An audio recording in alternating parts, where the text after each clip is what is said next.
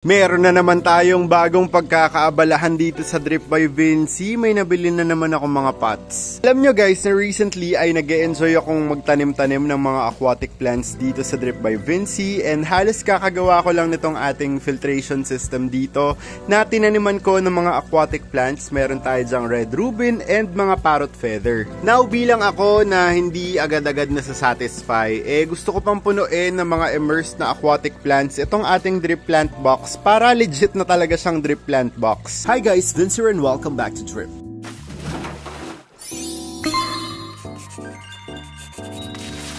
With a minimum purchase of 100 pesos, get the sticker of the week plus one random content creator sticker natin. Try to be.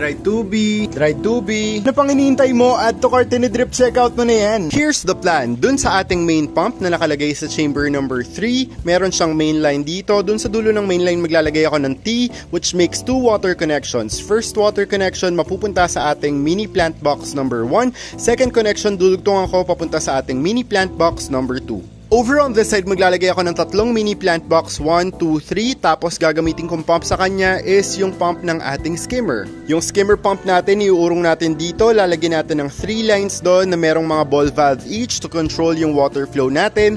Pupunta dito, magtatanim tayo ng mga immersed plants dyan. Tapos babagsak yung tubig dito sa ating main drip plant box. Para sa aking mga mini plant box, ang pinaka kinakabahan lang ako is baka mag-overflow siya. So the solution I thought, para hindi mangyari yung kinakatakutan kong yun, is bababaan ko na lang yung paglalabasan ng tubig. Maybe magbubutas tayo on this side, para pag umabot dito yung water level, babagsak na agad siya sa ating main water system. Sobrang laki pa talaga ng space ng ating mini plant box. Siguro mga ganito lang kataas na substrate yung kailangan ko dito, hindi ko naman kailangan ng sobrang lalim. On this side, makikita nyo na merong butas yung ating mini plant box. So yan ay kailangan natin i-seal gamit ang silicone sealant. And so nagbago na nga yung isip ko and sabi ko, wag na kayang silicone sealant. Epoxy na lang para mas matibay. Let's go! O, diba? Isa yun sa mga natutunan ko sa pag-iisda, ang magtimpla ng epoxy. Shoutout kay Admin Blackboy ng Drip by Vinci. Siya yung nagturo sa akin magtimpla nito. I just finished putting epoxy dito sa ating mga mini plant box. So papatuyuin lang natin to overnight. Tomorrow ay pwede na tayong mag-map out ng ating mga pipes. Nga pala guys, we had sinigang the other day. Tapos meron kaming mga kangkong strips dito. So I asked tita na, sabi ko, wag mo itapon yung mga kangkong stalks. Tapos yun, sabi ko, gusto ko siyang itusok-tusok dito sa aking mga filter brush. I don't really know kung tutubo to ng maayos or maybe not.